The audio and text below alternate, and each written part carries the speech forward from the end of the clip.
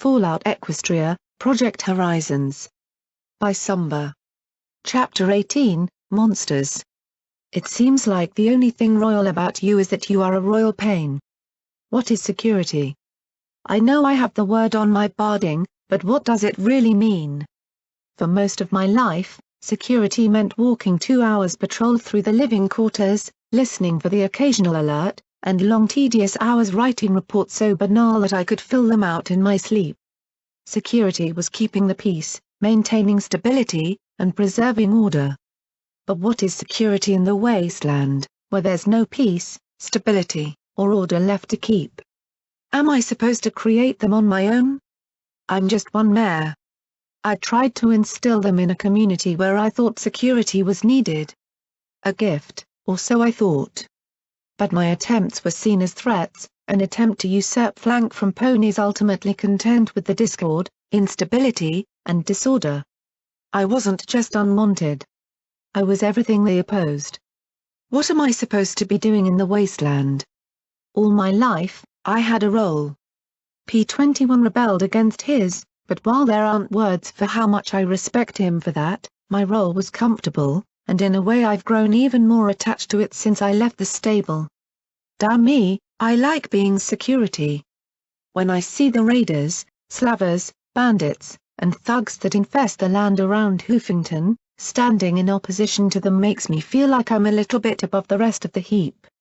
Call it pride, if you want. But more and more I feel lost. And through it all, resting in my pit box is EC-1101, a mystery that I am simply not smart enough to solve. So what is my place here? Am I to simply find somewhere to call home and defend it to my dying breath? Chapel. Even Megamart. They wouldn't be bad places to live. The question is, would I be able to close my eyes and cover my ears to everything beyond? What's better, to fight against the entirety of the wasteland and fail, or to care for a small part and ignore what remains? How can I do better? The rain dripped in streaks along my glasses as we trudged along the road northeast towards Chapel. The fact that we were heading to one of the few decent places in all of the wasteland didn't do much to raise my spirits. That snide little suspicion was already whispering, something was going to go wrong. Something always went wrong. I glanced at P-21 as he rode in the wagon next to Thorne. Well. Maybe not quite always. The wagon was full of gear from Deus's camp. Despite the few survivors of the Battle of Flank who'd stopped running long enough to loot the place, there'd been more lock chests and ammo boxes than the bounty hunters could open. Most of it was junk, but some of it was useful.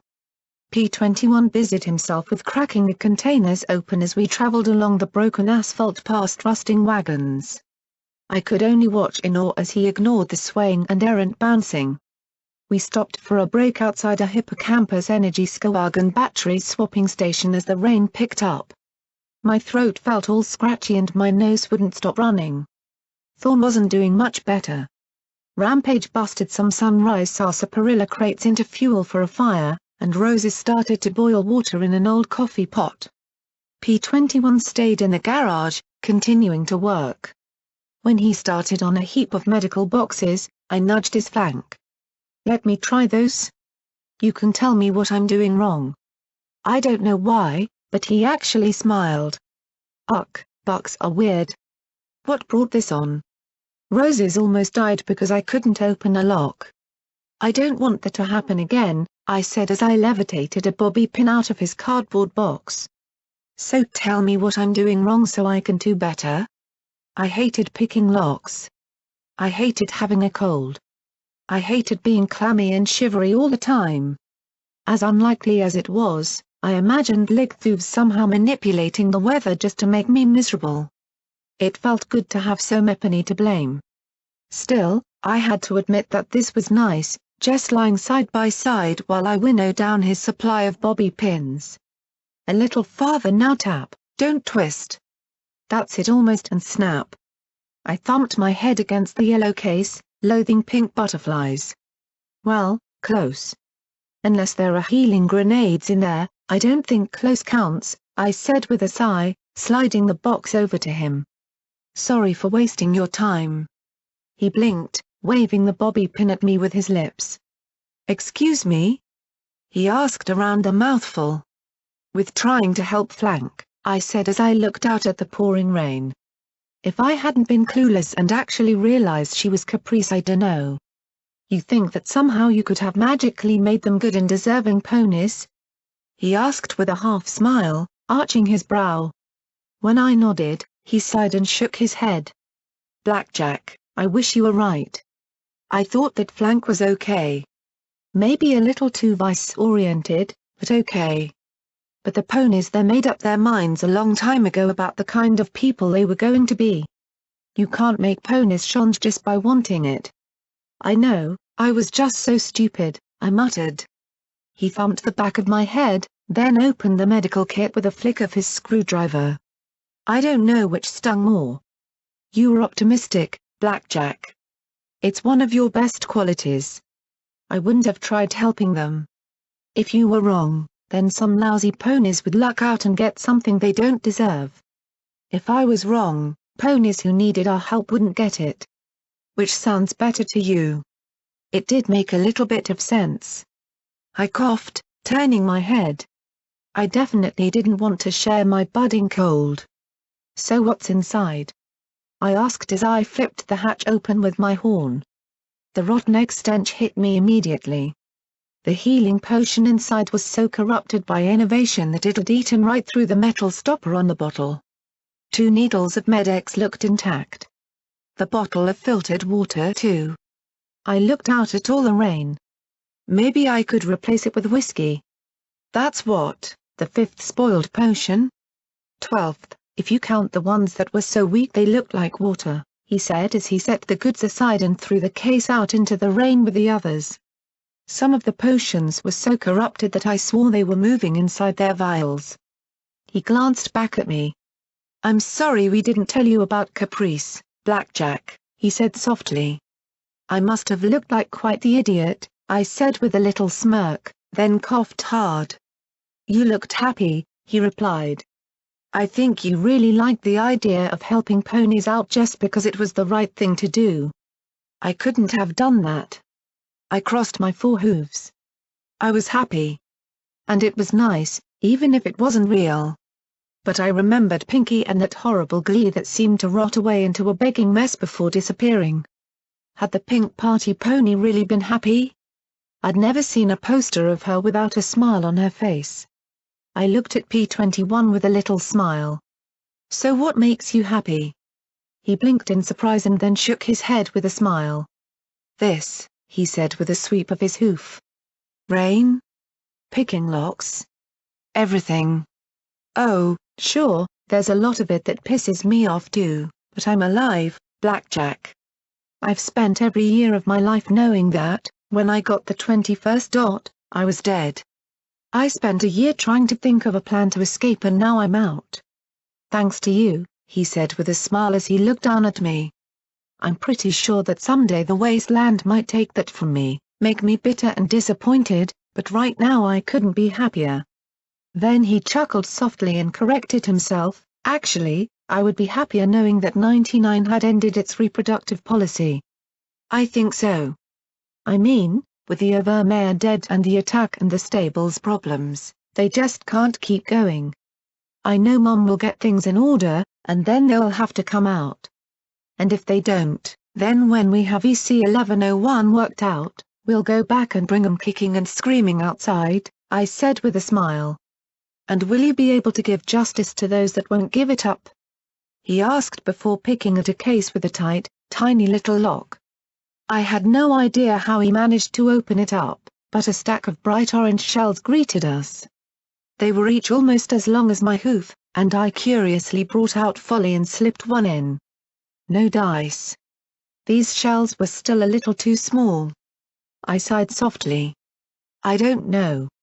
I realized that the only way to really stop a pony is to kill them, but I think that if I start killing ponies even if they deserve it I won't be able to stop. I turned the shell over and looked at him. "Why didn't you kill him?" He sighed, looking at his hooves. "Because I really want to kill him. If I'm going to kill so many pony, I don't want it to be because I'm getting back at stable 99. You're a good pony, P21, I said as I set the shells aside. And then noticed a small wooden box taped into the corner of the case. What really drew my attention, though, was a written note on it that simply read "for security." "What's this?" I muttered. My horn glowed, and P21 reached over and touched it with his hoof, looking serious. Okay, more serious than usual. The contact broke my concentration and set me blushing furiously. Carefully, he nudged the tape back and checked around the sides of the box. Then I saw the tiny wire connected to an adjacent explosive shell. If I'd just pulled the box, it would have yanked the wire, detonated the explosive shell and all the others. I felt like I'd been plunged into a tub of ice water. He nudged the lid of the box open slowly to reveal a folded-up note and a glowing memory orb. These I carefully levitated out. Once the box was empty, he carefully lifted both box and shell and trotted out into the rain. I unfolded the note. "Security cunt, I know it's you reading this. I know because any other fucker is blown to bloody chunks. That's good. This orb has a little message from me to you. Look at it. Don't. I don't give a fuck. But I want every bitch and bastard to get what they deserve. Especially you. Especially him. Especially me. From the pits of hell, fuck you, security. D. You can't seriously take him up on his offer," P21 said softly as he looked over my shoulder. I hadn't heard him come back.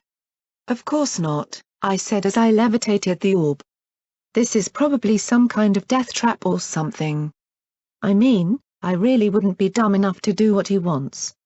Even I'm not that big an idiot," I said with the most wide and sincere grin I could manage. I tossed the memory orb out into the rainy night. "There. See?" He relaxed a little. "You had me worried there for a moment. Memory orbs from psychotic reapers are nothing you need to experience." He looked at the rest of the boxes and then back at me. "Why don't you head inside? I'm down to my last bobby pin. I'll go in as soon as it snaps." "All right," I said as I stood and trotted towards the door to the store, pausing to glance out at the rain. I didn't need his orb anyway. I don't want anything Deus can offer. Inside, the lavender unicorn boiled water inside a rusty coffee can. All her worldly belongings were in 2 ragged saddlebags, but among them was some kind of grass. Her purple eyes were scared to death of me, but her kid looked at me more curiously now that she was sure I wasn't going to hurt her mother. Rampage had found a sock and somehow fashioned it into a crude horn puppet that she waggled on the end of her helmet spike. Glory brought me a coffee cup full of water that smelled of weeds. Roses made some tea. "Tea," I muttered slowly as I took the steaming cup. "I'm drinking a letter?" "Just drink it, Blackjack. It'll help with your cold," Glory said, giving my shoulder a nudge. I took a slow sip of the warm water that tasted like weeds had been boiled in it. "Swallow," she ordered me as my cheeks bulged. But I couldn't swallow this disgusting slop. "Do it." My eyes watered and I gulped it down. Okay, it did help my throat, but Glory relaxed a little. "Now drink the rest of it." "Can I put some rad away in it first?" I muttered, getting a dangerous look from the grey Pegasus. She'd swapped her uniform for regular black Wastelander clothes. I wanted to get her something a lot more substantial, at least on par with security barding, as soon as we reached Mega Mart. I sullenly drank the boiled weed water. "She can gulp down hangover shots like they're nothing, but balks at tea," Rampage muttered softly, shaking her head. "So what are your plans?" I asked Roses as I set the cup aside and scrubbed my tongue. "Take care of myself and my daughter," she said in a soft, hopeless voice. "I don't know how I can do that, though." "Without being a slaver, you mean?" I said with a frown. She looked at me nervously and nodded. "How the heck did you get into that, anyway? I can't wrap my head around it. I was originally a caravaner.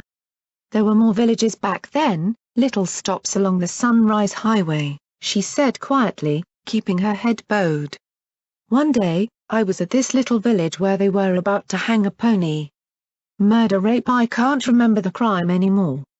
She looked at her daughter, but the pink filly was captivated by the dirty little sock puppet. I thought it was stupid. He was strong and healthy and the society always needed more workers. So I offered to take him off their hands for 100 caps. It was a win-win for them. They got paid and he was taken away. I sold him at Elysium for 500 caps. After that, wherever I went I kept my eyes open for ponies who were selling other ponies. Usually criminals, or accused criminals. She closed her eyes and took a deep breath. It wasn't easy work. You have to keep slaves healthy and calm, or they'll get sick or fight. There were always raiders to worry about. Pay for food and the like. One day I came across a village that had been hit hard. Bandits, I think, since there was more stuff stolen than murder and cannibalism. There were 4 survivors. They were starving, so she sighed and shrugged. You enslaved them, I muttered. And saved their lives, she added sharply. I know it sounds terrible, but most places take care of their slaves. Food. Shelter.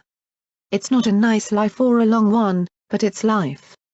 If they work the slaves to death, then they have to shell out the caps to replace them. Roses shook her head. I don't know how operations like Red Eye and Brimstone's Fall can operate. They must spend caps out the nose to keep buying at those rates. It's insane. Money tends to make some ponies like that, Glory observed dryly. I have a kid, she said quietly. Flank may not have been the best home for her, but it was a home. I know what I did was wrong, but I had to do it. And would you do it again? I asked levelly. She shuddered and shook her head, but now I could see it in her eyes. She would do it again, if she had to. Hopefully you'll be able to find something in chapel. A better life. I hope so, she said. Because if she didn't, she might try to be a slaver again, and if she did that then I'd turn her into paint. I wondered if I actually could. Or would I just chicken out once again? Hey, Blackjack. What is that? Glory asked as she pointed a wing at the instrument case. I rubbed my runny nose and adjusted my glasses. Just an instrument. I don't even know how to play it or what it is. Then why bring it? I don't know. Why not? Glory smiled and arched a brow. Because it's the size of a tank? It's a contrabass, Roses said softly as she rose and walked to the case. She opened it up slowly and sucked in her breath. A very good quality contrabass. How do you know? I asked. I worked with the society. You have to pick up these little things if you want to get ahead with those ponies. I can even pretend to like opera around those folks, she said as she plucked a string, the note sounding sour and short. It definitely needs some tuning. She looked over at me and managed a shaky smile. I can show you some basics on how to play. In return for everything. I thought unicorns made their music through their horns, Rampage muttered. If they know an appropriate spell, and even knowing the spell they might not know the first thing about playing. I could make a sound like a flute and play a few tunes, but it's much harder to sound good. She looked at the sheet music. And if you want to impress the society, then you have to be good. I looked at the others, but saw only polite curiosity. Okay, but I apologize for bleeding ears, I said as I lifted the bass with my magic and then stood behind it. Roses immediately smiled. What? You're holding it like an earth pony. You can just use your magic, she said as she lifted a sheet of music and flipped through it. Her own magic was barely strong enough to turn a page. This is the way that feels right, I muttered, already self-conscious. Ugh, even Rampage and Thorn were watching. I felt a little weak in the gut. This was going to be terrible. I lifted the black-haired bow, pinching it behind my fetlock, and drew it across the strings, a smile rising to my lips at the note. Roses started. I guess it doesn't need to be tuned. She turned to the music and explained the notes and how each one corresponded to a position on the instrument. To my amazement, it came to me as easily as cards. "You're certain you've never played before?" Roses asked as Everipany looked on. P21 came in, looking curious. He smiled at once. "Well, I've made noise, but I've never actually played something." Looking at the music was like looking at a hand of cards. I could see each value between the notes, half notes, and quarter notes like different suits. "This is going to be terrible. You all know that, right? Oh, just play. It's not like we've got much else to do tonight," Rampage said with a snicker as she sat Thorn in her hooves, holding her gently. Roses looked a bit nervous, but I pitied anything that dared threaten the foal at that second. I looked at the notes. "Slowly. Relax. Don't worry about it." And the bow began to stroke over the strings. "See the note, execute." I could have been practicing with a baton as I moved the bow and tried desperately to get the song right. At least I had accompaniment. "Twinkle twinkle little star. Luna alone knows what you are. Up above the world so high, like a pony in the sky. Twinkle twinkle little star. Luna alone knows what you are." I had to admit, I was more on key than she, but Thorn was 10 times more fearless than I. "Blackjack. That was amazing. How that can't have been your first time." Glory gushed. "Really?" "It was," I said, feeling light-headed. "Can we do another?" Roses turned to the next one in the book. The song was unfamiliar. Something about cupcakes, and it was much faster than the first. Still, I focused, trying to get every note right. I didn't, of course. Nopany seemed to mind the occasional slip as my hoof pulled the bow back and forth against the strings. When I finished, I panted at the exertion. Playing music was harder than I'd anticipated. "You've got a real talent for that. I'm really shocked you don't have musical notes for a cutie mark," Roses observed as Thorn clopped her hooves vigorously upon the floor. Her simple statement struck me. I'd never had a choice. As I touched my cheek to the neck of the instrument, I realized that from birth I'd never have been allowed to do this. I was security. I was allowed to listen to music, but play it? Create it? It was like listening to Sweetie Belle for the first time, or hearing that chorus ringing through the chapel and aching within to join it. My eyes met P21's. Had I gotten my cutie mark simply by default? I was good at cards and luck, but could I have been something else? I'd always thought being forced into security had been an annoyance. I'd never imagined that Staple 99 had robbed me of something so personal. "Well, that was incredible," Rosa said as she flipped through the book. "Your next one was about dresses and much slower, but somehow richer. Then one about winter. Did Equestria even have a winter anymore?" I probably butchered both, but at this point I didn't care. She turned to the next. "Oh, you'll love this one, Thorn," she said as she turned it to the next page. "It's your favorite." My eyes went straight to the notes, glad to play for the delighted filly. Then I played the notes. Thorn clopped her hooves in glee and sang off key, "Hush now, quiet now, it's time to lay your sleepy head." My poor, diseased heart tightened into a hard gnarled hoof in my chest as I continued to play. I bowed my head, not needing the music. Not needing anything but to stand there and endure. I could see Thorn, not sitting safe in Rampage's lap, but trapped within the glassy pod wearing the wire mesh cap. I could hear the fans in the machines dying one after the other. The silence growing as I killed them. The bow clattered from my hoof as I hugged the instrument and slowly slid down to my knees. I hid my face behind it, fighting to keep the sobs quiet. What is it, Mama? Did I sing bad?" Thorn asked in worry. No. Blackjack loved your singing," Glory stammered as she rushed to my side. "She's just a murderer. A monster." I put the instrument away in its case. Everipany just stared. Some in confusion and some in worry. Glory wept, of course. Blackjack, she started to say as I walked past her. I saw her extend her hoof after me, P21 stopping her with a shake of his head. Thank you, P21. I stepped out into the night rain.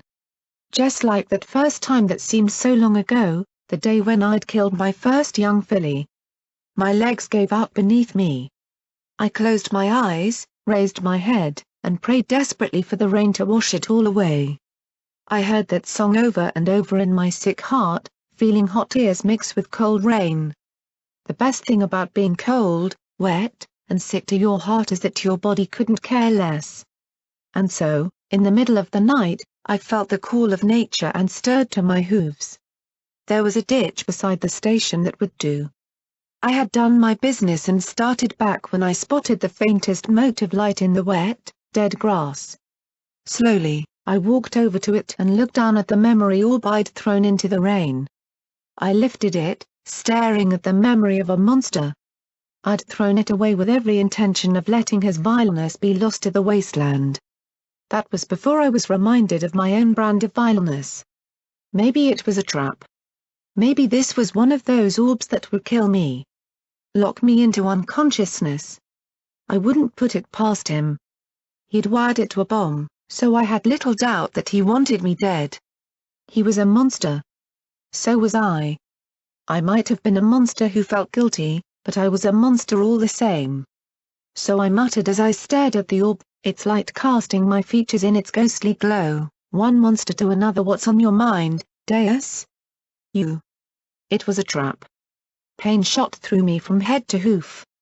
Every motion, every breath, even the beating of my heart, ripped through me in a chorus of screams. I wanted to howl, but I had no mouth. To run, but I had no legs. To beg for release, but I had no life to snuff out. My body moved, and I felt mechanisms pull and pinch and tug at my bones, muscles, and flesh. 1,000 upon 1,000 nerves rasped and rubbed against inorganics trapped inside me. I wanted to take my dragon claw and rip them all out. Then my host lifted a needle and jammed it into his neck. I felt a burning sensation as the agony melted away. And then I heard his voice, that faintly metallic speech. Not fun, is it, cunt? He asked low and soft as he trotted in front of a mirror.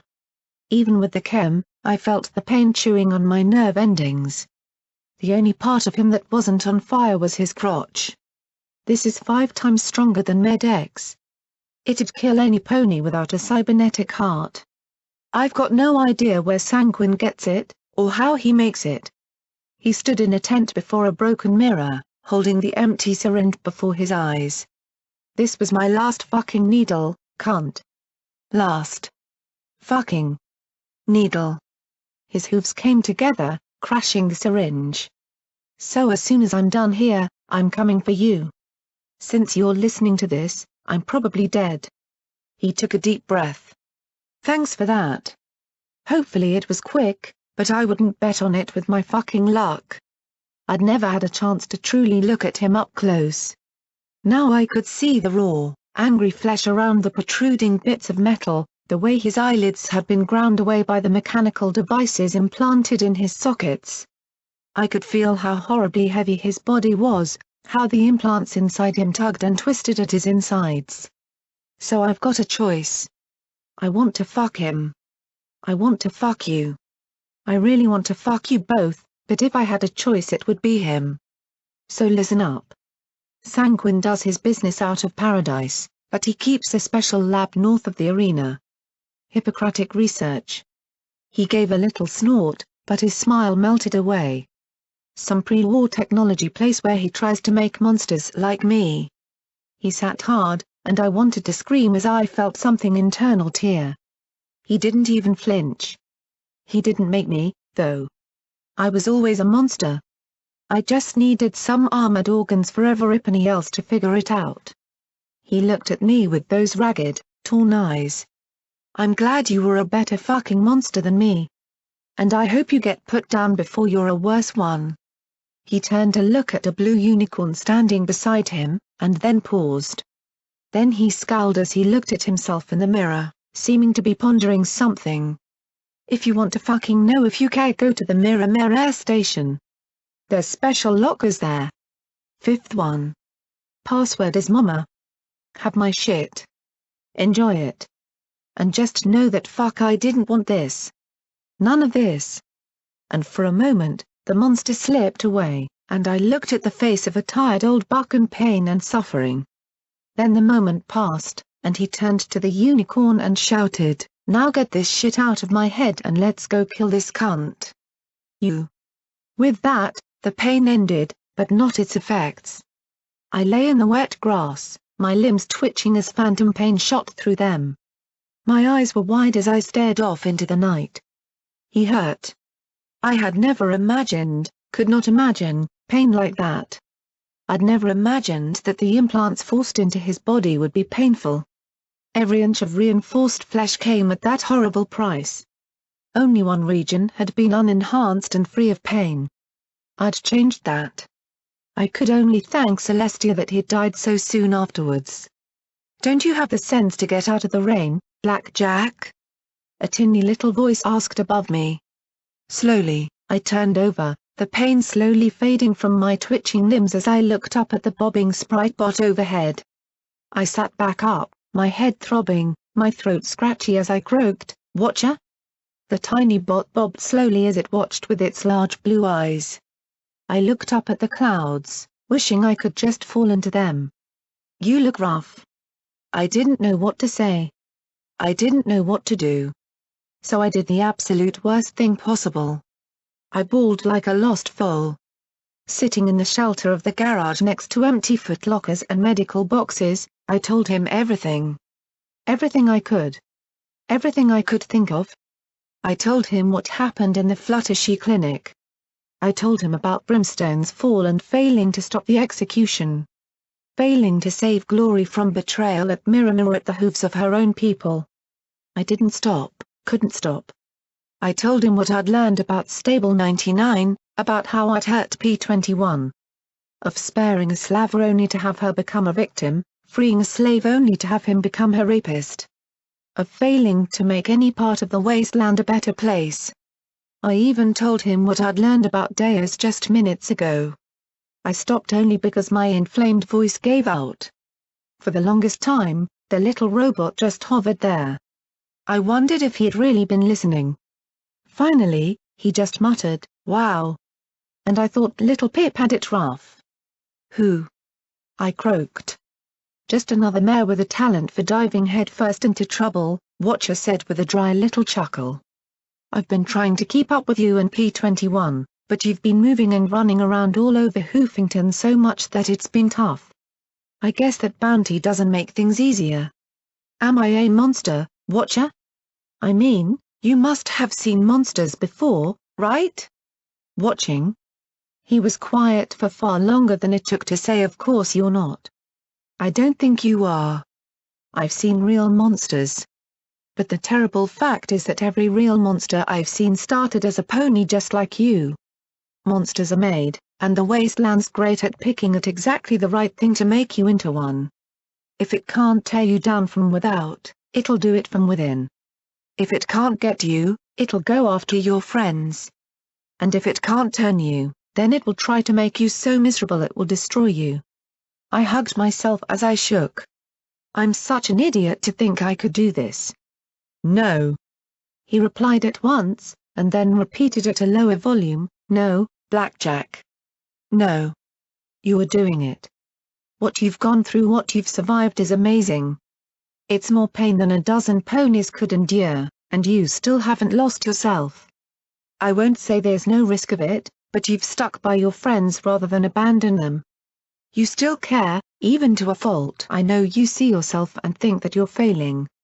Trust me, you're not. Not like me." "Like you?"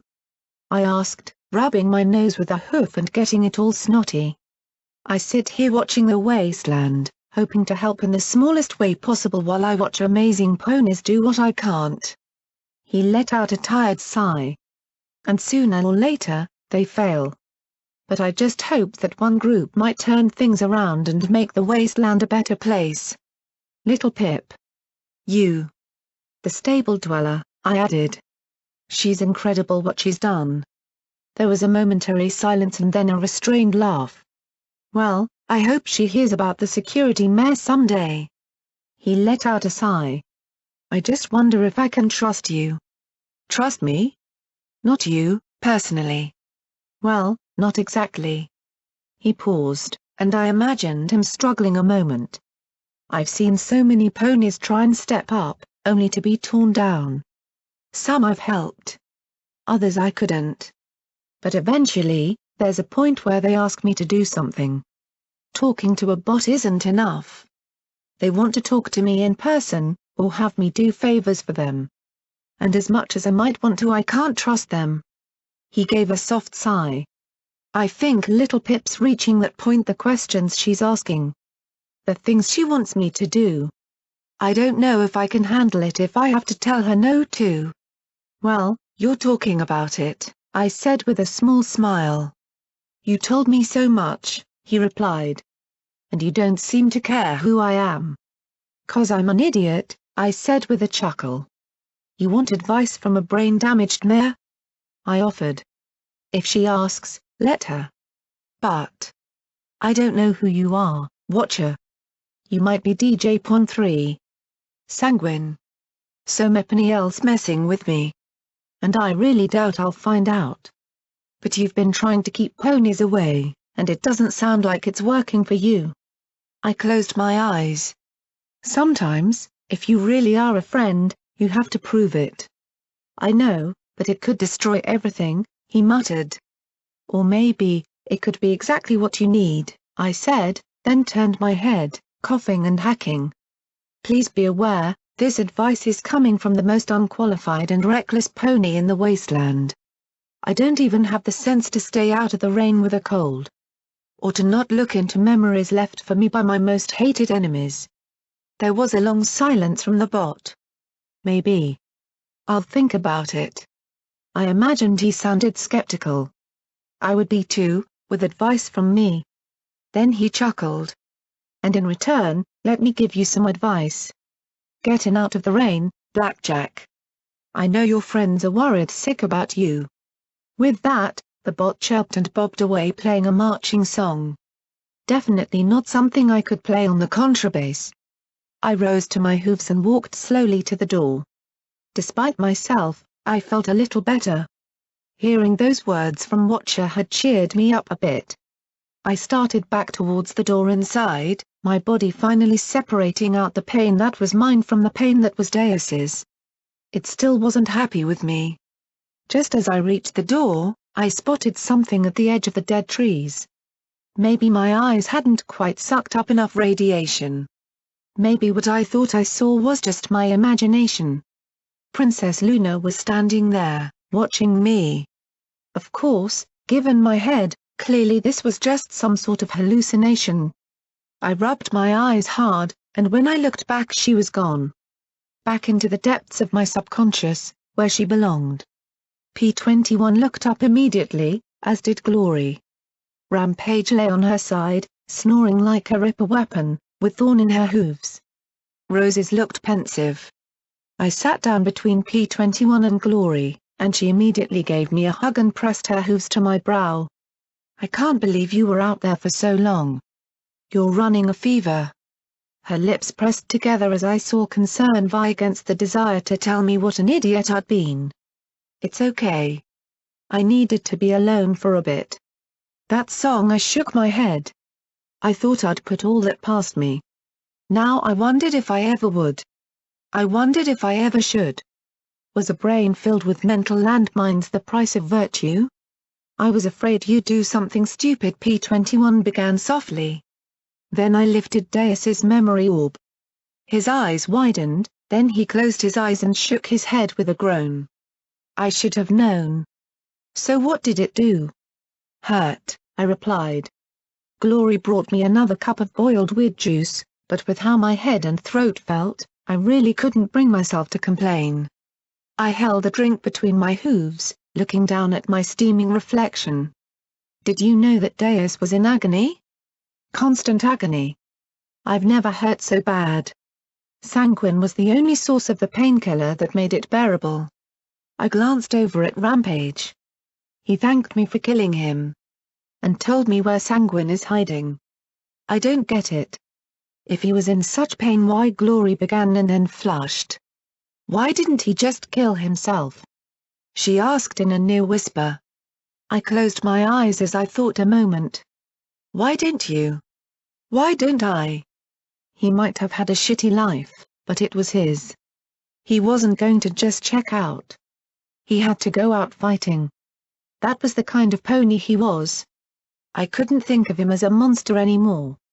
A vicious and dangerous pony, yes, but he'd had reasons for it. I don't think I could have stayed sane with that constant pain. Monsters come from somewhere, Watcher had said. I might not be able to save them, and I might not prevent myself from becoming one, but I could at least give him a little sympathy. After all, he'd been a marauder. Once. Continuing down the road in the morning, I had to admit I was feeling rotten. Okay, my head was 2 sizes too small for my brain. My throat felt like I'd scrubbed it with a wire brush, and I had green snot oozing out my left nostril. Still, I was better than last night. Thorne had apologized in a near-constant stream since she'd woken up and found I had returned, and I could only assure her over and over that it wasn't her fault the song made me cry. It was a very good song, I promised her. I managed an hour before Glory ordered me into the wagon with P-21 and Thorne. Since we'd gone through half the locked boxes from Deus's camp before exhausting our bobby pins, there was enough room for me. We listened to DJ Pon-3 as the rain continued to drizzle. I smiled, thanking the stable dweller for recovering brand new Sweetie Belle recordings. Rampage trudged along, eating her occasional Mindal and poking fun at Glory, P-21, or me. We were getting close to chapel, and despite myself I found I was looking forward to seeing Priest and the Crusaders again. Even the capmonger would be welcome. So, in case you've been living under a rock, or you have a rock for a head and have been listening to Redbeard Radio, it looks like there's been one heck of a fight on the streets of Frankfurt. On one side, a motley alliance of thugs and gang ponies under the Pecos out for revenge, and on the other, a wicked band of bounty hunters working for the Reaper Deus. What were they fighting over, you ask? Why, the head of the Security Mare, of course. You may be asking yourself which side of this terrible clash came out on top. Did the Pecos manage to get back for Security's help with freeing Brimstone's fall, or did Deus finally get his mare? DJ Pon-3 gave a hearty chuckle. Well folks, it's my delight to tell you neither. When the dust finally settled and ponies dared poke their heads from their homes, it was Security who greeted them with a grin on her face. The Pecos are scattered all across the hoof, and Deus, the Reaper who started this whole mess, is dead. That's right, folks. For 20 years Deus has been the nightmare of Reapers, but this time he was outclassed by a single Security Mare. People out there may want to keep that in mind when they start thinking about doing things like hunting down ponies working their tails off to make the wasteland a safer place. I groaned and stomped my hoof on a case. Damn it, DJ. I didn't do anything but get shot at. I said, drawing a startled look from Rose's. Jem and P-21's bomb were the ones that actually killed him. And even then, it was all his ammo blowing up that finished him off. Yeah, but you've got to admit that you killing him is a better story, Glory said brightly. In other news around the hoof, it looks like there's been a recurrence of raidists hitting the Manhattan Highway and the Sunset Highway between Megamart and the river. Looks like you can't keep the psychopaths down, so be sure you double up if you have to go anywhere near there. And if you don't have to go, don't go. Now, if you'll excuse me, hot damn, it's time to get my toaster fixed. And with that the music resumed. I blinked in confusion. His toaster fixed? I guess he really likes his toast, I muttered cluelessly. Rampage snorted as we crested a ridge. I could see the towers of Hoofington again, and the bridge, and even the tiny white spire of Priest's Chapel. There were some ruins off to one side of the road. Some kind of large house. Yeah, well, I bet you he's getting. Roses threw a tin can at the back of her head, glancing at Thorne. Unfortunately, at that moment a hard wet gust cut down the hillside, and with a deep rumble of thunder a torrent poured upon us. This was more than just a Hoofington drizzle. The cold deluge soaked through my barding in seconds, and Thorn yelped as she hid inside a wooden crate. Of course you pick now," I yelled up at the rain. I stood in the back of the wagon and thrust my left forehoof up at the black skies. "Well, forget it. We're going to chapel and there's nothing you can do to." The world turned white. I knew I was alive because death didn't hurt this much. I thought for a moment that I'd been dumped back into Deus's orb, but then I realized this pain was mostly external. I lay naked on a mattress with a blanket over me. Oh, I could really use a day when but my raspy quip died the second I looked around and realized I was alone. Slowly, I sat up and winced as I looked at bright pink patches on my white hide. Funny, but they seemed a little familiar. Then I looked over at the pile of scorched metal plates that was the utter ruin of my barding. Glory must have used every healing potion we'd gotten from Flank. The room I was in wasn't much better. Bookshelves, filled with rancid and pulped books that tainted the air with a sour milk smell, ran floor to ceiling. A chandelier still hung from the cracked and water-stained ceiling, dusty crystals giving off a wan greenish-white glow that rose and fell like a breath. The fine carpet under hoof had transformed into a blackened rag that looked liable to disintegrate at a touch. I could feel the spongy floorboards underneath it. And worst of all, my pit buck was dead as a doornail. Burns ran from the end of my hoof across my body. The ones on me were already partially healed, thanks to Glory, but the ones running across my pit buck's screen. EFS. Navigation. Inventory. SATS. Everything was gone. Suddenly, I had a far better understanding of my friends.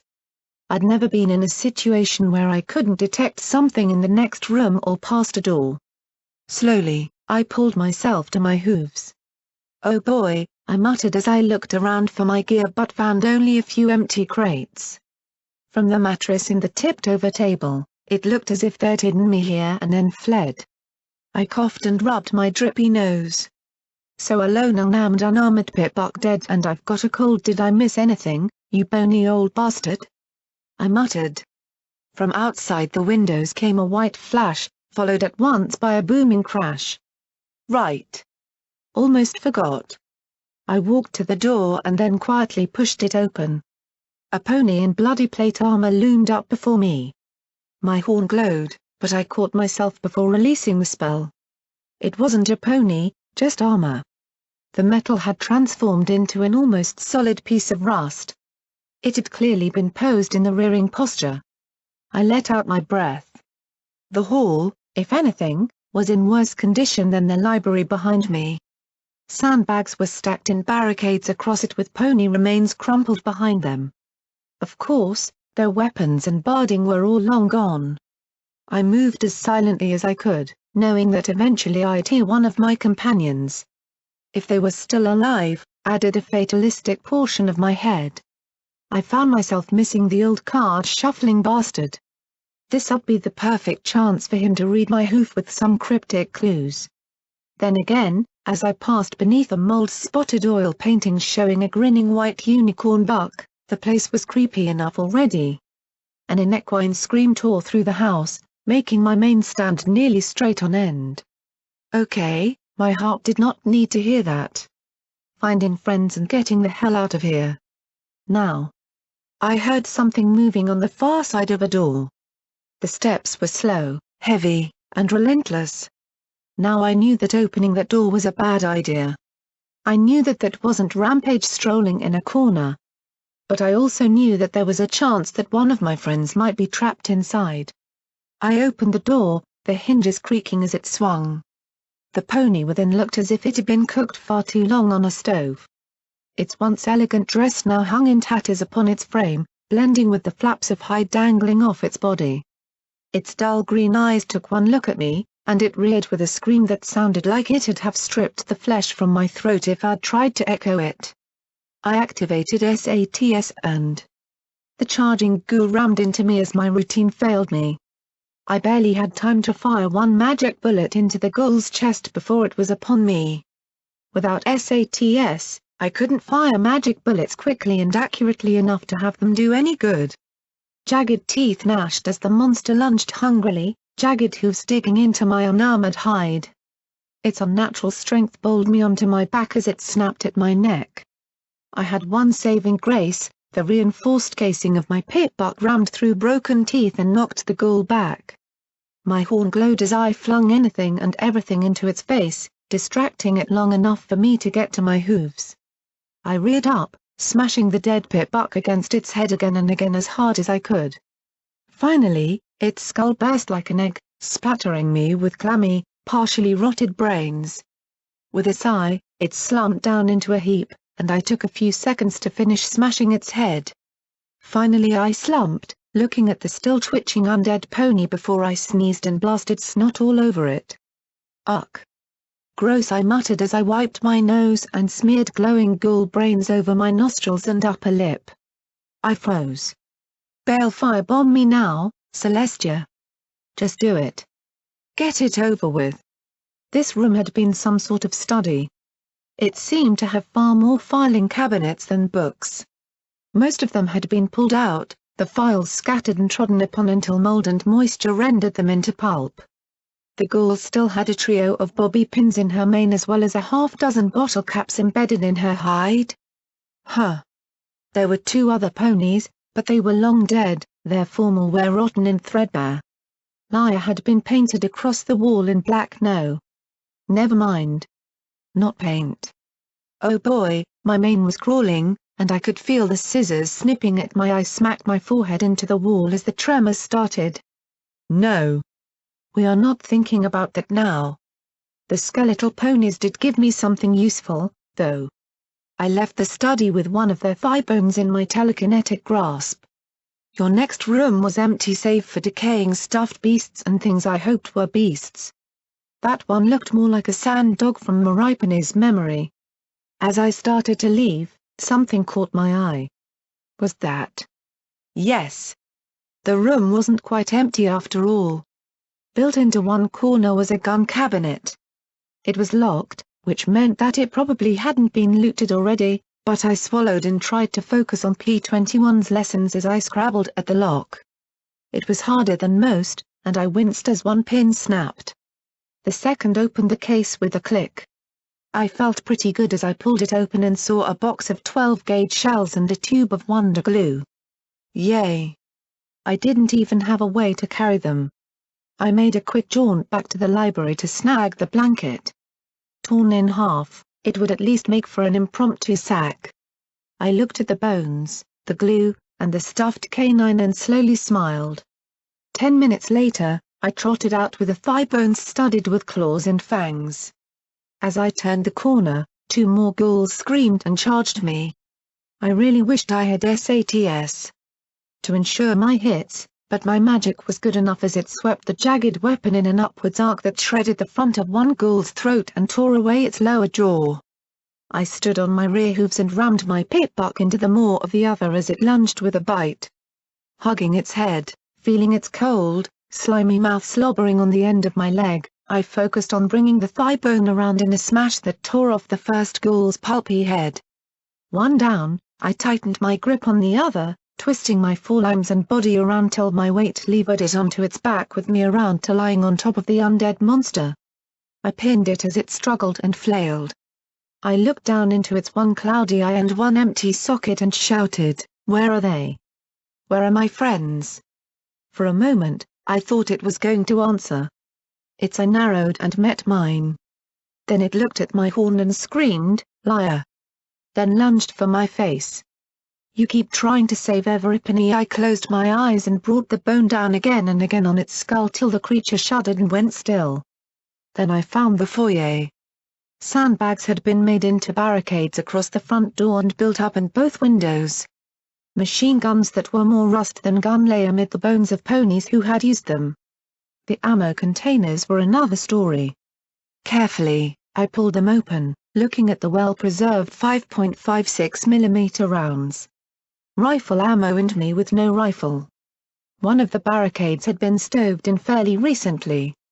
I peeked out into a courtyard filled with pony remains.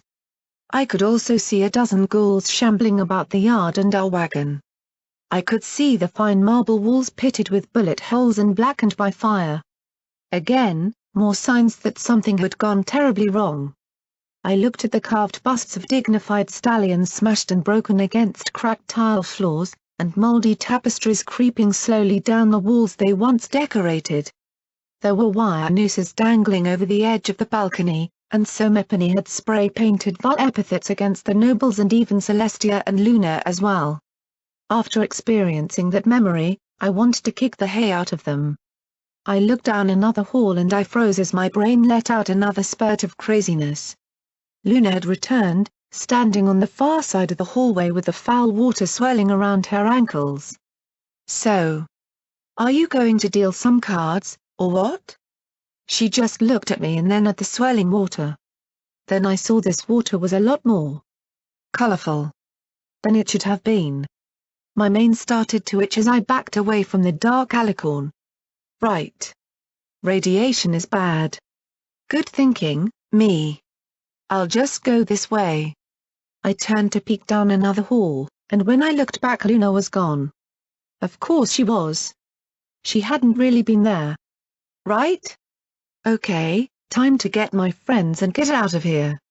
I moved along the first floor of the rotting manor as quietly as my hooves could carry me.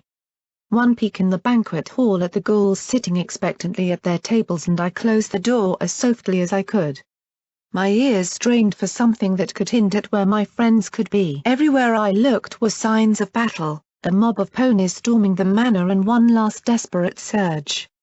In one room that held the fanciest terminal I'd ever seen, the logged-in screen told me that P-21 had at least gotten this far. I looked at the files. They appeared to be some sort of correspondences. To Your Eminence Lord Brandybuck of Trottingham. Surely you can't be suggesting that ponies of our breeding and lineage retreat to a common stable with the rest of the herd? While existence within Stable 1 might be appropriate for ponies of our standing, provided the princesses attended, I suspect that ponies such as yourself demand a sophisticated stable appropriate for the aristocracy. Fortunately, I know of just such a stable in development. It is being produced clandestinely, outside the notice of the ministries or stable tech. Imagine a stable with appropriate waiting staff, stocked with provisions as befits our refined palates. A stable to preserve not just our lives but the culture and dignity our status demands as well? However, such a stable will require a significant amount of capital if we are to be prepared against every contingency. A minimum investment of 1 million gold bits per household member is required to secure our proper future free of ministry meddling and the common rabble. I have every faith in your strictest confidences in this matter. I await your reply. Prince Blueblood. The next three were the same, asking for vast sums for inclusion in an exclusive stable. The final message was different, though. It happens today. When the fine nobility of Equestria is ready at your manor, we will transport all of you securely to the stable. Make haste. It won't be long now. That simple message froze my blood. Had there been ponies who had known of the balefire attack in advance? Suddenly, I thought back to Mr. and Mrs. Cake, and the Hoofington Museum. The automatic fire in the first two. The riot here. Somepony had known, had taken advantage, but why? What good was anything of the old world if it was blown to hell? I found one of the heaps of old bones in the hall with a folded paper spotted in brown mold. The words were hard to make out, but if I squinted and rotated the page, I found out from a friend that there's a huge stable hidden right under Blueblood Manor. The note read, "It's 3 times bigger than any other stable. A super stable. Just for those aristocrats." I couldn't get a straight answer from stable tech, but there's something to this. Keep your eyes open and your hooves ready. Something bad had happened in Hoofington. Something that had gotten a lot of ponies killed, but why and for what? I slowly looked over the decayed manor, the torn-apart rooms, the desperate fighting by the aristocrats and their guards. And worse, Why did my mane itch like mad the more I thought about it? My hoof for a shotgun. Trying to bash and ram these ghouls to death, or re-death or whatever killing ghouls was, had me exhausted. Of course, that might have just been the cold that brought every ghoul in earshot whenever I coughed or sneezed. Which was frequently. Why couldn't I be trapped alone and naked while healthy? The first floor offered little. I found evidence of glory in the form of pink heaps of glowing dust and of P-21 and a few fresh detonations in the halls. Some ghouls that were crushed and dismembered had to be the work of Rampage. Whatever had happened to my friends, they at least had their weapons. I found new annoying, nagging clues, an auditorium with weapon turrets and destroyed robotic sentries and a lot of dead aristocrats. A makeshift gallows off the foyer. A skullwagon that had been dropped into a conservatory, smashing through the glass, scattering its load of yellow barrels and littering the room with pools and splashes of rainbow-colored goop that had crept to every inch of that wing of the manor. Oh, forget my shotgun. I'd give anything for my pip-buck to be working. But first, I needed a kitchen. Not just because I was hungry. I tried to stay as quiet as possible as I trotted past the banquet hall and down into the adjacent disaster area. Instead of my eyes, I used my ears. The kitchen had flooded with rancid water that had become a kind of soup of spoiled rot. Pausing and listening, I heard the slow gait of a ghoul. Or two. Or three. I was on my fourth thigh bone. 200 years in the Hoofington damp did nothing to help preserve these remains. If I was lucky, though, the kitchen would have something more substantial. Then my ears twitched. Taking forever really. How does he expect me to create masterpieces in these conditions? The voice sounded like a rattled cup of rusty nails. Carefully, I poked my head around the corner and looked around with my amber gaze. A large ghoul stood patiently before a stove, apparently unaware that it had long since stopped working. I took one step into the muck filling the kitchen and his remaining ear twitched. He turned surprisingly quickly and looked right at me with yellow eyes. A cleaver and a carving knife levitated around him. Who dares trespass in my domain? Our eyes met, and the boiled-looking pony suddenly grinned. Eh? A glow job? Nice. He finally hired some quality waitstaff for poor Cookie? I see him all the time on ghouls. I must have sucked up enough radiation for my eyes to glow like those rare ghouls, and given the mess that was my coat, I supposed I looked appropriately ghoulish. Yeah. What do you need done, boss? My cold-ravaged throat made me sound just as nasty as he. I saw a disintegration pistol on the counter beside him and edged closer. Boss, huh? I like that.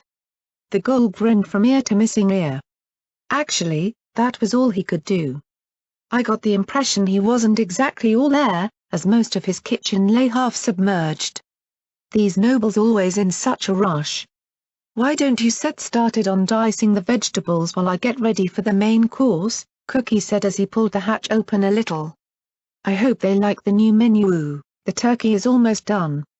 Let me out. Glory screamed at the top of her lungs from the depths of the oven. I'd moved closer, looking for what I needed, when my thinking stopped. Without a moment's hesitation, my horn grabbed the largest, heaviest, and probably dullest cleaver on the counter and swung the chopper into his spine. The last vestiges of sanity went out at that moment as Cookie whirled. Apparently ghoul anatomy differed a bit from that of the living, as his animated flesh continued moving. He let out that mad scream as he reared up. This time, their habit helped me. In that second, I yanked out the chopper and brought it sideways through one of his rear legs. Despite the rusty edge, the weight of the blade was enough to cut clean through the limb. He fell back against the stove, and I was on top of him, trying to keep him pinned as the chopper fell again and again. Finally, it finished cutting through his thick neck with a solid thunk, and the massive ghoul fell still. Glory! I shouted, yanking open the stove and looking into the tiny space. Her pinprick pupils stared back at me as she lay there, curled up in the stove. I could see and smell that being trapped in the tiny space had been too much for her. I reached in and pulled her out, hugging her tightly as she shook more and more. SHHH Glory, it's okay, Glory. It's okay. You're okay. You're safe, I said over and over again. How did Glory and I help you? Finally, the shock broke as she sobbed into my shoulder. I stroked her mane with a gentle smile, and she started to calm down. You're alive. You're alive, she muttered in relief as she pressed her face to my shoulder. Glory, what happened? Where are we? She looked at me in surprise, then sighed. You got struck by lightning, Blackjack. Right in the pit buck. It was bad. I think most of the charge went through the plates in your barding, but it heated them till they melted through your armor. She blinked and tapped her hooves together. Oh. And your heart stopped. Roses managed to conjure a spark strong enough to restart your heart, and we gave you every healing potion we could. I even almost used Hydra, she confessed, looking guilty. The storm was getting worse, so we headed for this manor.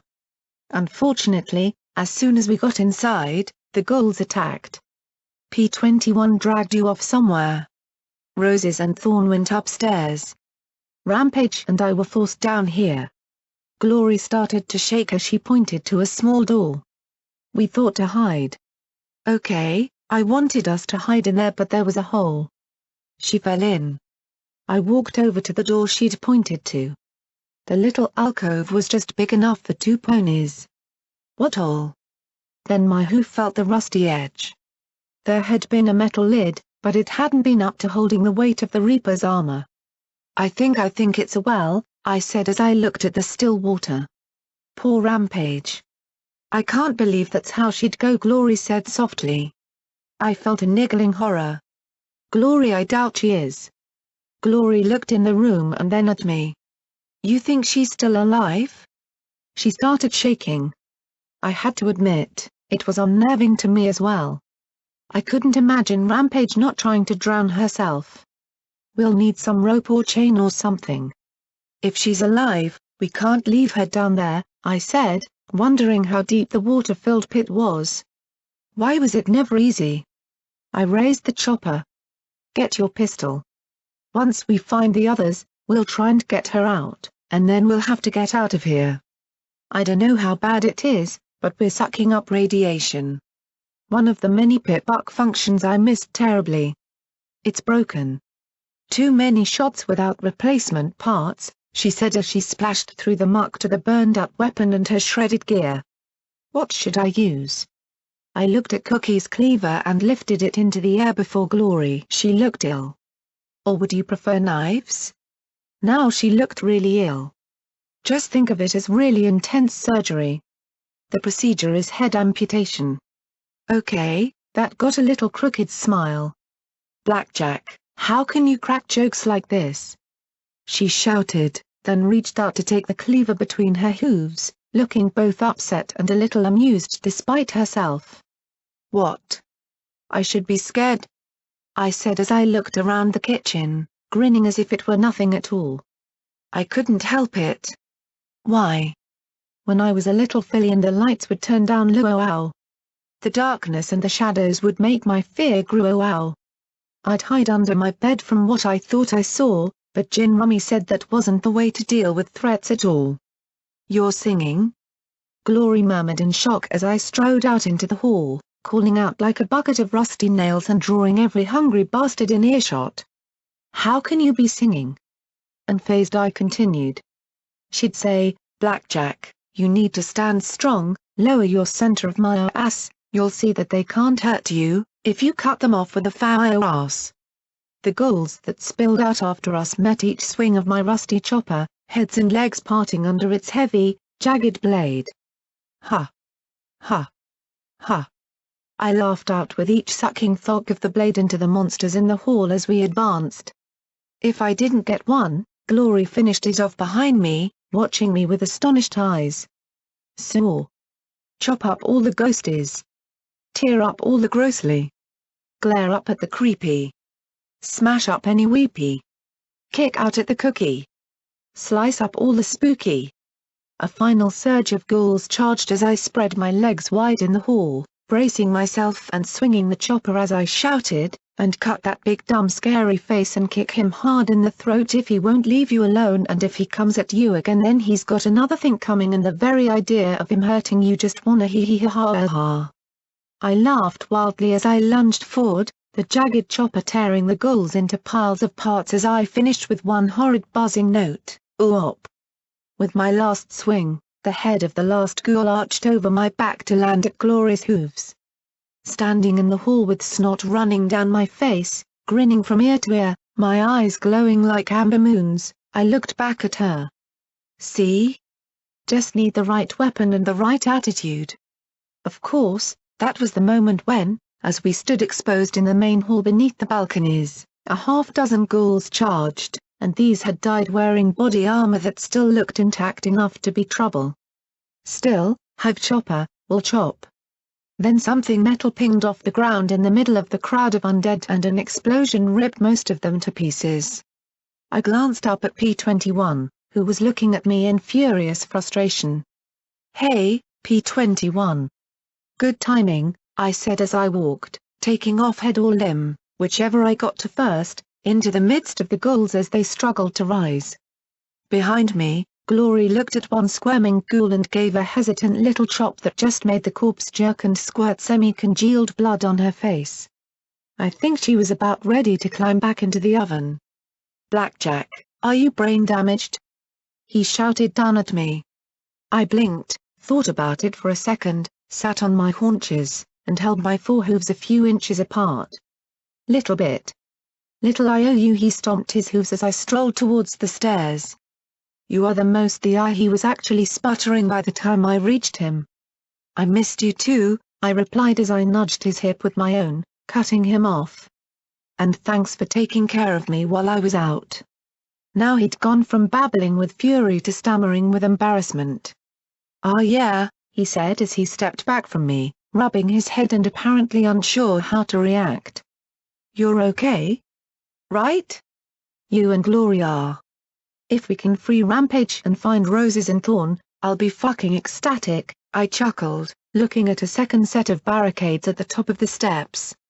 "Please tell me you've found some working firearms?" "Not unless they shoot rust. I've got some shock grenades and a magic grenade left, and that's it." P-21 went over to Glory, and I sighed and bent over, coughing and hacking, spitting phlegm over a fallen picture of some pretentious-looking unicorn. I took a few breaths, trying to steady myself. "How is she?" P-21 asked Glory. I was surprised I heard them at all. "She's doing it again," Glory muttered softly, probably watching me in worry. "Pushing herself?" "MHMM." I turned and gave them both a smile. "Hey. I'm fine. I fought Deus. A head cold as nothing," I said as I rubbed my sweaty brow with a hoof. "Oh goddesses, how I could use some buck right now. Come on. Let's find Thorn and Roses." I looked at the 3 second-floor wings. "Have you checked them all?" "All but that one," he said, nodding his head at a barricade before us.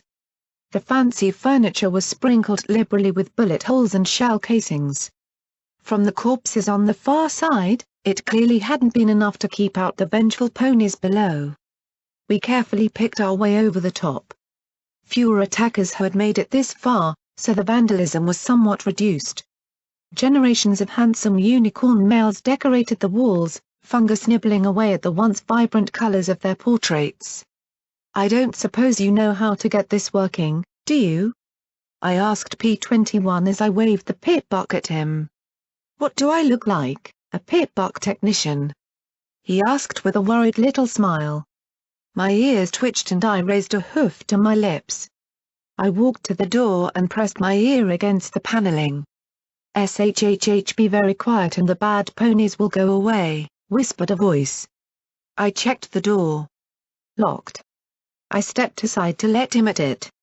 2 bobby pins later, the lock opened. I knocked on the door. The pair stared at me in shock. "Bad ponies don't knock," I said before opening the door and stepping inside. "A nursery." "Oh sweet Celestia, full of grace, don't make me fight ghoul foals." The bright colors were faded, the edges of the room sporting faint decay. The toys had definitely seen better days, and the books, for all the care paid to them, were clearly on their last legs as well. Sitting on a soft couch was a surprisingly young ghoul mare. Her decayed teal wings spread out to protectively hug the dead pony children around her. She wore a faded and threadbare nurse's uniform. "Please don't hurt the children," she whispered softly, her cloudy eyes following me warily along with the gaze of the dead foals. "And one live pony." Thorn rose out from under her wing. "No, Miss Harpiker. This is a good pony. This is Miss Blackjack," she said softly as she wiggled out of the cluster and gave herself a shake before she smiled up at me. "Are you okay, Miss Blackjack? You don't look so good." She then turned to face the other ghoul foals. "She got zapped by lightning." That was apparently quite impressive. I didn't feel so good, to be honest. I hadn't healed fully from my zap, my coat was scratched all to hell, and to top it all off, I felt dead on my hooves. "Well, relatively. Yeah. I'm just a bit sick." The foals slipped off Harpiker's lap and moved to different sections of the nursery to play with the toys. There was something disturbingly methodical about their play. The actions weren't done out of joy. The children played because they had always played. The rote behavior was all they knew. Harpiker stood, and the undead Pegasus approached with a nervous look. Miss, if it pleases you, Miss, may I suggest a rejuvenation potion? Or I could try and summon the nurse for you. Things have been such a mess since the bad night." "Well, a restoration potion would be wonderful, but she was already trotting over to the medical box." I didn't know how to explain that by now the potion was likely so much sludge. She returned with a vibrant purple bottle.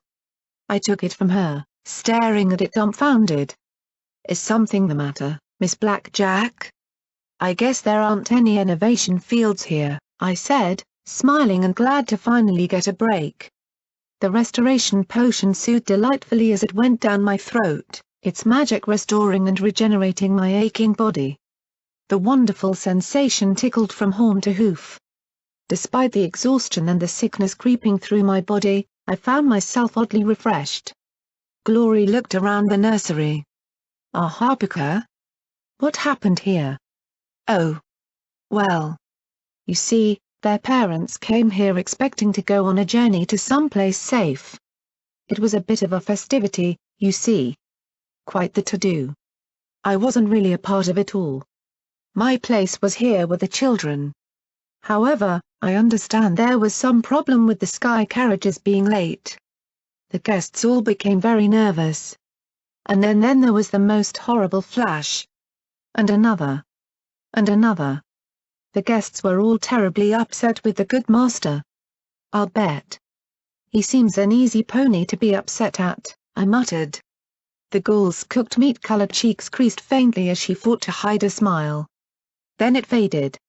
There was a problem down at the door. Apparently, many ponies from the surrounding towns and villages came here thinking there was safety. They claimed the good master had a stable built below the premises. I thought it quite odd. If he had such a thing, why wouldn't he have gone inside? But the ponies, they were convinced that safety was within. Then the fighting began.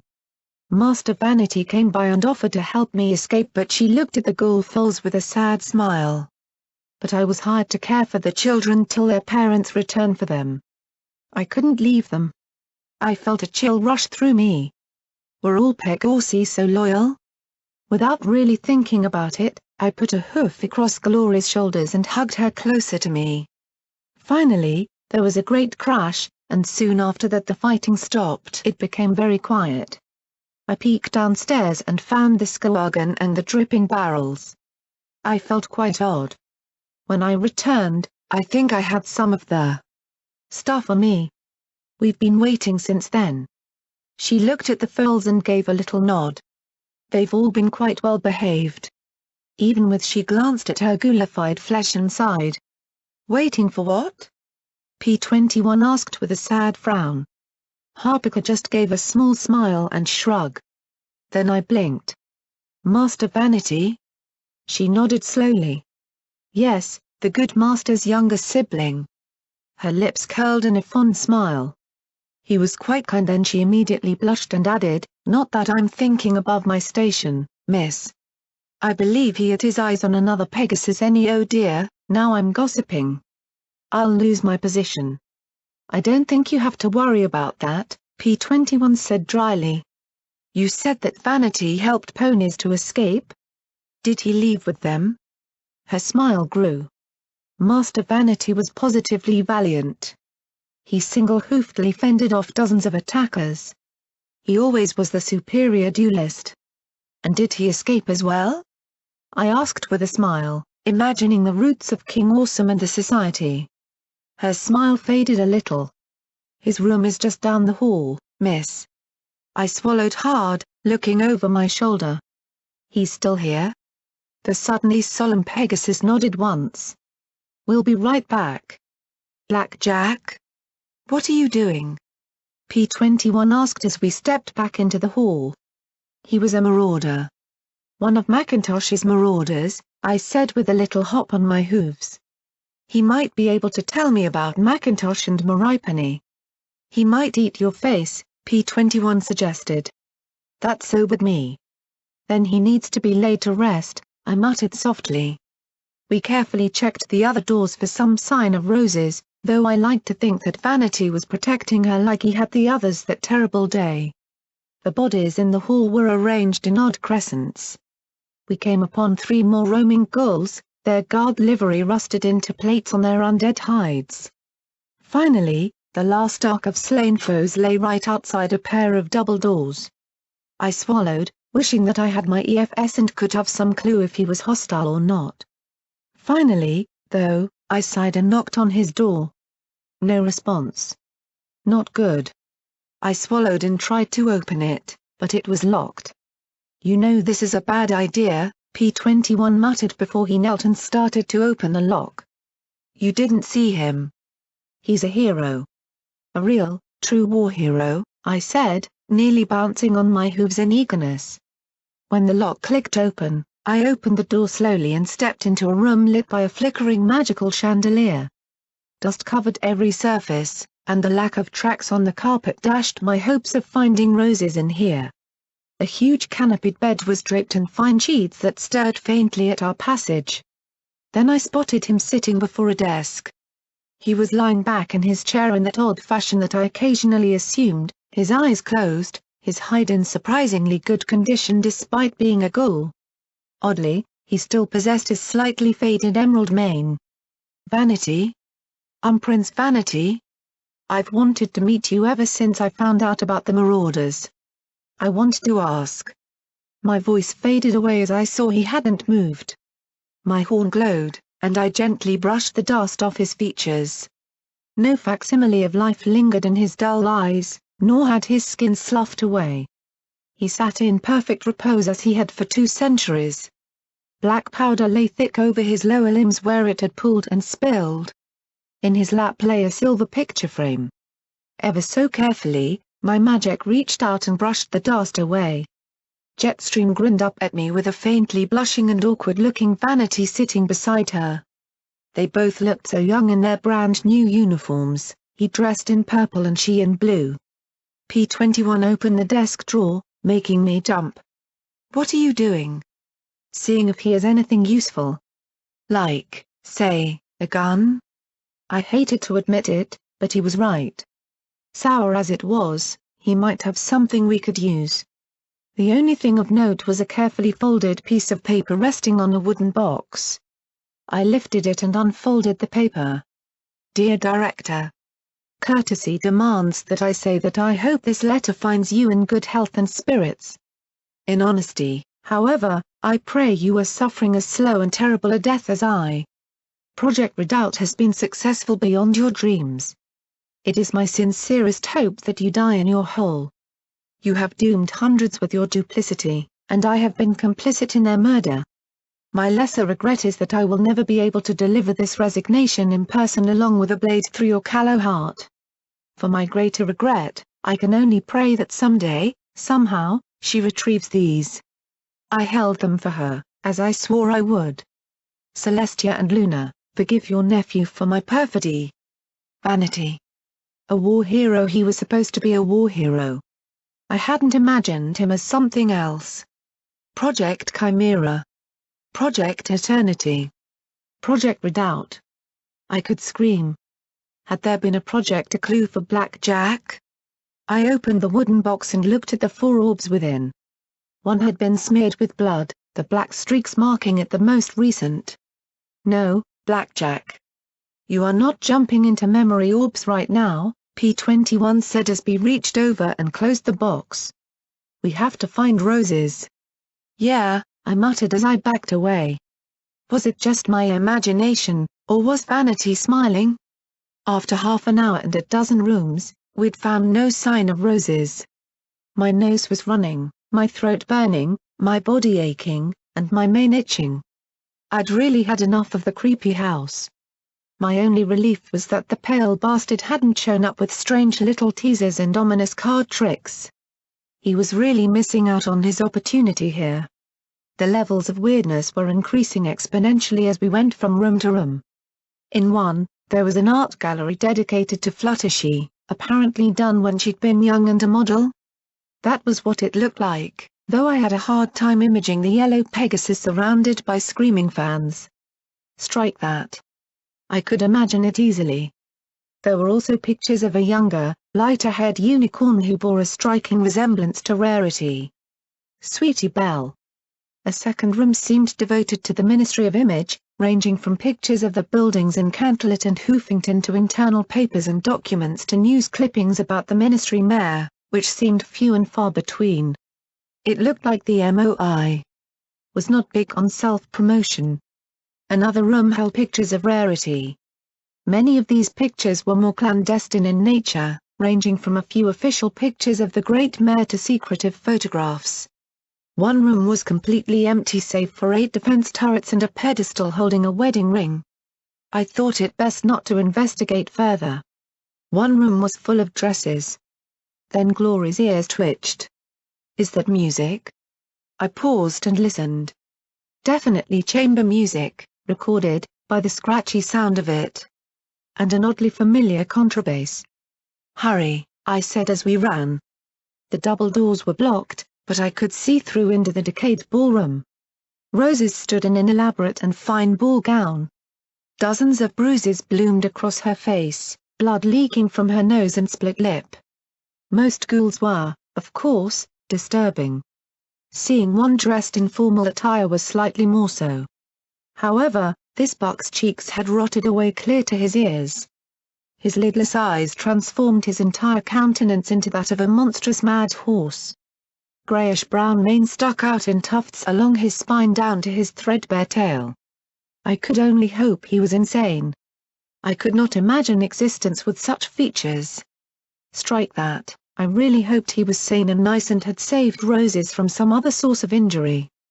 From the look of terror on her face, I doubted it. Now, he said grandly, his boiled-sounding voice booming over the scratchy recorded music. He gestured to a silk rose in a small jar. Say it right. He took a deep breath and gestured to himself, his breath hissing through those horrid vents in his face. Well, hello. I am Prince Blueblood. Oh, sweet goddesses, did he just waggle his eyebrows? Did the pony that once bragged the war would only last a month just hit on a beaten unicorn? In what universe did alicorn princesses have to die while this thing was allowed to persist? And I am Rarity? Roses whispered. No. He shouted, reared up, and slammed his forehooves into her face. As she lay there, sprawled and quivering, he knelt and then said in a softer voice, "Oh dear, you've fallen. Let me help you back on your hooves." His magic hauled her upright. The 3 of us shared a look and immediately started to tear at the desks and boxes blocking the door. "Please, let me go," Roses begged, sobbing as she slumped. "I have a daughter. Let me go back to her, please." "No. No. No." Blue blood screamed down at her. She doesn't have a daughter. She was supposed to have sons. My sons. But she didn't. She wouldn't. She dared reject me. Didn't she know who I was? I would have made her a princess. I would have made her everything. He then levitated a sword off the table beside him. Now, dear lady, I pray you, say it right. Roses looked over at us trying to break through the doors. Just another minute or two and we'd be through. And I'm a rarity, Roses said in a shaky voice. She looked over at the fake flower. Oh my, what a lovely rose. I think he was actually trying to grin. Too bad it was already his default expression. Why, you mean, this rose? He swept it up, held it in his jaws, and then neatly slipped it into her hair. It goes with your lovely eyes. Roses gave a shaky smile as Blue Blood lifted his hooves and held her shoulders. Did I say it right? Are you happy now? His voice rose higher. Are you happy now? Are you? Are you happy? He screamed in her face. Did I do it right? Yes. She screamed in desperation. Liar. He roared, plunging the sword into her chest. You always lie to me. Roses. I screamed as I hacked at the last barrier blocking the door. From down the hall roared a mare, move, Blackjack. I turned in time to see Rampage, lacking armor and dripping wet, racing down the hall towards me. I barely had time to leap aside as she rammed into the barricade with enough force to crash through the wardrobe blocking the door. Blue Blood gave a long-suffering sigh as he twisted and withdrew the sword, muttering, "Wonderful. Peasants. You bloody animal!" Screamed Rampage as we followed in behind her. The Gaul simply raised his sword before him with a bored expression. At the last moment he stepped aside, the sword flashing in her path. With a thump, her head went rolling across the ballroom floor, her body walking ahead a few more feet before collapsing. Such rude interruptions, he muttered, then his eyes landed on me and they brightened. Sweet rarity. Have you come to reconsider my offer? I've come to kick your ass, I screamed as I brought the chopper around in a sweeping arc. He jumped over the jagged edge with shocking ease. I didn't care. The sight of Roses stabbed through the heart and a Rampage's head lying there with a slack, confused expression fueled me to destroy this monster. Especially before I started to care about it. No! He yelled as his sword feinted around my wild blows and chops. The tip sliced into my hide as he adopted that hissing voice of horrid geniality. You were supposed to say, "Sweet Prince Blueblood, of course I accept your proposal of marriage." That is what you were supposed to say. He hissed through those gaping teeth, "Then we live happily ever after." Like we're supposed to. I swung the chopper about as I bled, my wilder swings gouging out chunks of moldy dance floor as I struggled to get clear of his blade. His fine steel grated and rasped against the heavy edge of my own weapon as we circled each other. Worse, as effective as the chopper had been against mindless ghouls that charged recklessly forward, it was painfully useless against his darting and slashing saber. He danced away from my awkward swings and around me as if this were a ball, while the tip of his blade sliced and nicked my exposed limbs and hide.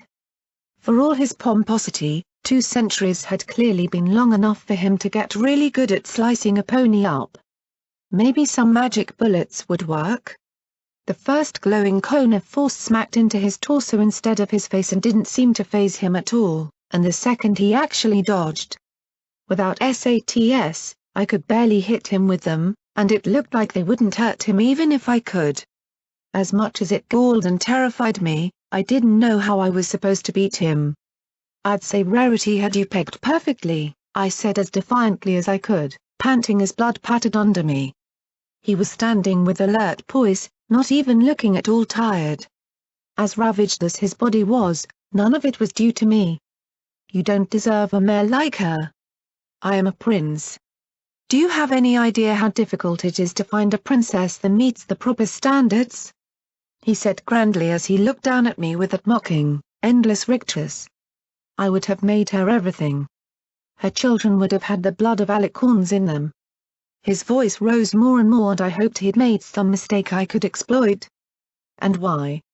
Because I refused to eat her friend's carnival fare? Because I didn't want to walk through a puddle?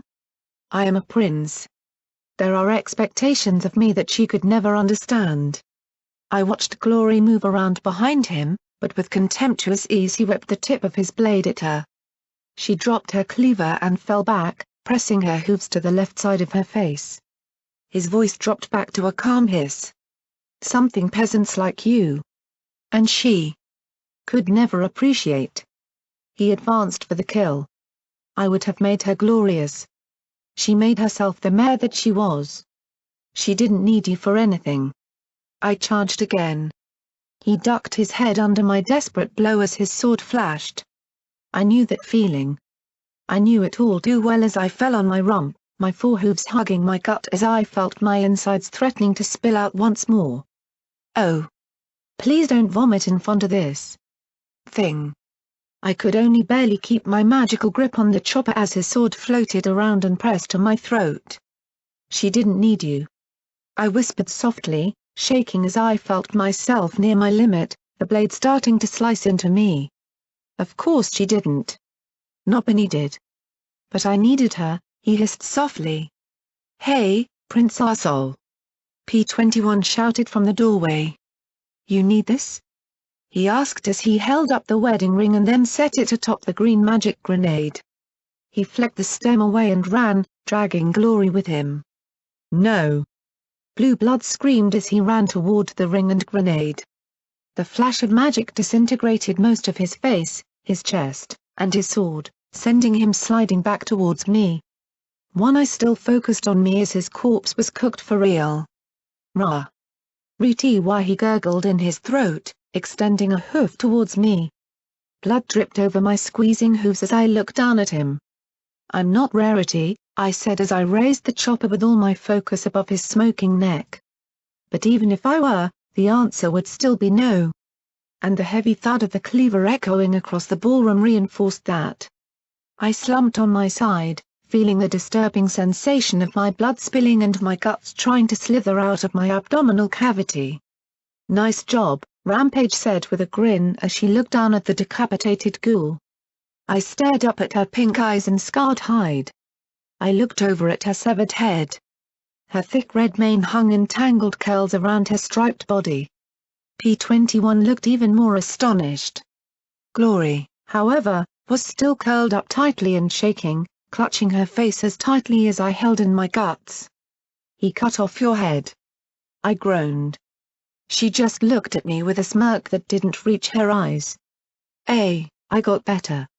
I'd like to say that I marched triumphantly out of Blue Blood Manor, but the fact is that they dragged me out on the bloody dress. P-21 and Harpica brought out roses covered in a dusty sheet. Rampage fetched her armor from the bottom of the well, I didn't exactly want to know how, and obliterated the few remaining feral ghouls outside around the wagon. The rain may have been miserable, but at least the lightning had let up. From the blackened trees around the manor, going inside had been the right thing to do. I didn't anticipate sharing the wagon with 13 foals, however, dressed in their prim cloaks and summer hats against the weather. The ghoul foals seemed positively thrilled, thought they kept it more or less to themselves. After all, I was bleeding out slowly and Thorn was now an orphan. We know how you feel, one of the ghoul foals told the pink unicorn. Our parents are dead too. As we left, I glanced back at the wing where I hoped Vanity rested peacefully. Once more I glimpsed the dark alicorn, this time looking out a window at me before walking out of view. My mind was playing peekaboo with my senses. All I needed now was an obscure reference to card houses or a sight of Celestia poking around and I'd be set. Our arrival at chapel was a bit chaotic. Priest immediately rushed to Glory, who then turned him firmly towards me. That was about the time the amount of blood still in my body dropped below the amount of blood needed to remain conscious. I am pleased to note that in this state of unconsciousness, I had no dreams that involved metaphoric fatalistic card hustlers. Sometimes even I get lucky. I came to slowly, lying on a mattress with the strangest sense of having done this before. It was the same cellar as last time, only now there were 2 full racks that held a slow drip from a blood pack, another from a pack of Radaway, and one of Med-X. My entire torso was wrapped in healing bandages. I might have been put out with Scalpel for working with Caprice, but right now I could really use her healing contraption. "Hey," a tinny, mechanical voice said above me. Slowly, I looked up at the strange little bug robot. "Hey," I replied weakly. "Let me guess. I look bad?" "You look pretty awful." "Yeah," Watcher replied as he lowered himself down to eye level. "I heard you killed Blue Blood." I didn't even know he was still alive. He was too obsessed to die. Even at the end, he wanted the one mare who told him no, I said, shaking my head with a groan. I think he wanted a second chance with her, but had to win. I shook my head a little. I feel sorry for him. Well, I was going to mention this to Little Pip, but I think I'll have to save it. "No way any pony would believe this," Watcher said as his wings buzzed almost inaudibly. "She's coming to see me." "She is?" I blinked, in a bit of a sick, Med-X haze. "She's way to go. I thought about what you said and you're right. For 200 years I've been trying to be like Blue Blood. Have everything just so. Everything the way I want it to be, nice and safe. But if I keep that up, eventually I won't be able to reach out to any pony. I'll just be stuck here forever. I hope it works out. I know that Little Pip must be a special mare for you to take this chance." I gave a lazy little grin. "Need some pointers? I've dealt with professionals." There was a momentary pause. "What? Well, you and her together for the first time?" I gave a lazy smile. There was a long silence, and then, "Blackjack, that's just wrong on so many levels." I hoped that he was laughing in those pauses. I think he was. Hoped so. I also wanted to say congratulations. A friend of a friend told Bottlecap that you had the money together, and she told that friend to tell her friend that she was going to arrange for the meeting. You'll finally find out what EC 1101 is. Yeah, about that. I sighed and pulled my hoof out from under my blankets. I held up the chart casing and burned out screen. Is this gonna be a problem? Footnote, level up. New perk added, Goonfriend, 10% more damage to ghoul targets and an opportunity for additional speech options. Note to the curious from Hines, I'm still here, if any pony was wondering. Somber just didn't add the endnote to this one. I assume that Bronode will be going over this at some point too. 'Cause Somber is not a smart pony. No, because Somber is a pony who got up at 3 in the morning and spent 9 hours writing this chapter. Exactly. Not a smart pony. Flops over unconscious. Oh. And you are awesome, KKAT. Awesome awesome, SNNNZT, greetings to Everipany from sunny Spain. Too sunny, actually, I like your work, Selly, but goddamn. Bronode here, and yes, though I may be delirious from the heat, I will indeed be giving this a look over and sending updates as soon as I'm able since I don't even have access to a goddamn phone line out here. So Mepany wanna trade places? Any pony?